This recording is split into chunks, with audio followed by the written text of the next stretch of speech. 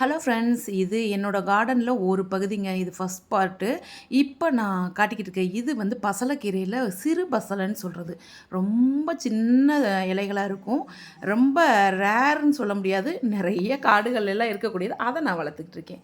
அடுத்து இதில் பார்த்தீங்கன்னா, இந்த இட்லி பூ, அப்புறம் நித்திய கல்யாணி, இந்த வீடியோஸ் ஃபுல்லாக என்னோடய ஷார்ட்ஸ் பார்க்குறவங்க இந்த செடியெல்லாம் பார்த்துருப்பீங்க. ஆனால் ஒரு ஃபுல் வியூ நான் கொடுத்ததே கிடையாது. அதனால் இது பாரிஜாதங்க. பாரிஜாதத்தில் பவளமல்லி விழுந்திருக்கு. என்ன அதிசயம் பார்த்தீங்களா? ஏன்னா பக்கத்திலே பவளமல்லி இருக்குது. அதனால் அந்த பூக்கள்லாம் அந்த பவளமல்லி தெரியுதுங்களா? விதைகள்லாம் இருக்குது பாருங்கள். இதிலேருந்து கூட ஒரு செடி அந்த விதைகளை வச்சு நான் உருவாக்கியிருக்கேன். அதுவுமே நான் ஷார்ட்ஸ் போட்டிருக்கேன். இந்த பூக்கள்லாம் நான் சாமிக்கு உண்மையிலே இது நல்ல மணமான பூக்களாக இருக்கா? பவளமல்லி, பாரிஜாதம் இதெல்லாமே சுவாமிக்கு வைக்கிறதுக்கு எனக்கு ரொம்பவே பிடிக்கும். இது வந்து நம்ம எப்போவும் பார்க்குற பூ தான். நமக்கு வந்து நந்தியாவட்டையிலே அடுக்கு இல்லாமல் ஒத்த பூவாக வர்றது. இது லெமன் கிராஸுங்க. நிறைய சளி தொல்லை இருக்கவங்க வீடுகளில் கண்டிப்பாக அது இருக்கணும். கொஞ்சம் கேக்டஸ் வெரைட்டி ஒரு சைடாக ஒரு டேபிளில் போட்டு வச்சுட்டேன். அவங்க ஒரு ஓரமாக இருக்கட்டும், அவங்களுக்கு தண்ணி நிறைய தேவையில்லை. அதனால் இது வந்து பக்கத்துலேயே பார்த்திங்கன்னா ஒரிஜினல் செம்பருத்தி, அப்புறம் தாழம்பூ, கீழே பார்த்தீங்கன்னா கீழே இருக்கிறது வந்து அது செவ்வந்தி பூ, அந்த மஞ்சள் செவ்வந்தி, நாட்டு செவ்வந்தி சொல்லுவோம்ல அது. அப்புறம் ஹேங்கிங் பாட்டில் கொஞ்சம் கேக்டஸ் அது மாதிரி சில பிளான்ட்ஸ் வச்சுருக்கேன். இதில் இந்த கேக்டஸ் வந்து பென்சில் கேக்டஸ்ன்னு சொல்லுவோம். அது இது வந்து ட்ராகன் பிளான்ட்டுன்னு சொல்கிறது. அப்புறம் முல்லைக்கொடி, அவங்கள நீங்கள் நிறையா பார்த்துருப்பீங்க. எல்லாம் மேலே ஏறி போயிருக்கா பாருங்கள், நல்லா பூக்குறா. பக்கத்துலேயே ஒரு பப்பாளி மரம் இதெல்லாம் இருக்குது. இதை யார் பார்த்தீங்களா, பச்சை பச்சைன்னு தண்டங்கீரை சும்மா விழுந்த விதையில் முளைச்சி வர்றவங்க தான் செம்மையாக வந்திருக்காங்க.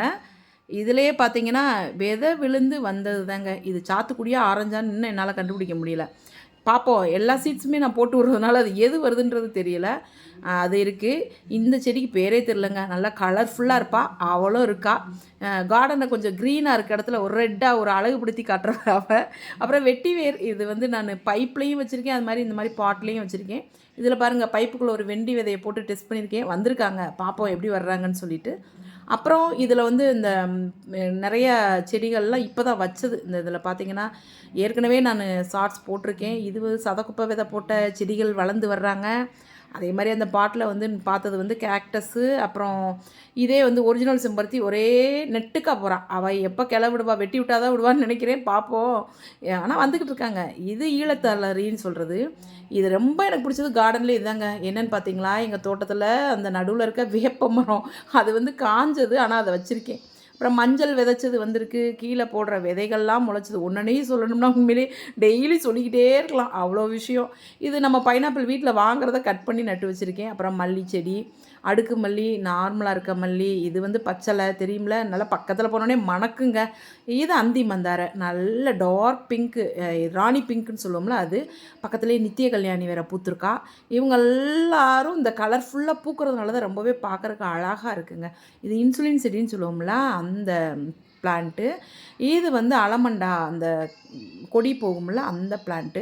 இதெல்லாமே வந்து ஸ்பைடர் பிளான்ட்லேயே ஃபுல் க்ரீனு. அப்புறம் இவ 2 பேரும் வந்து ரெயின் லில்லி சொல்லுவோம்ல, எல்லோ கலரும் பிங்க் கலரும் இருக்காளுங்க.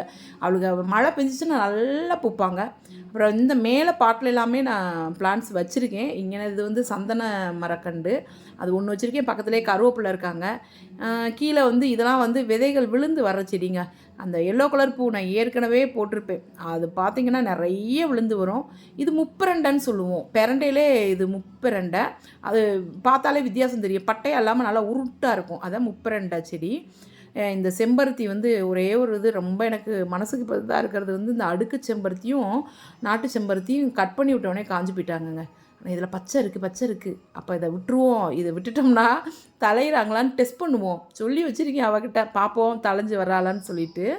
அப்படியே வாங்கலையே, அந்த நாட்டு செம்பருத்தியும் காஞ்சு போயிட்டா. அவள் வந்து எப்படி இருக்கான்னு தெரியல, ஒடிச்சு பார்த்தோம்னா தான் தெரியும். ஆனால் இலையே விடலைங்க நான் வெட்டி விட்ட பின்னாடி. இது கொஞ்சம் காஞ்ச மாதிரி தான் இருக்குது.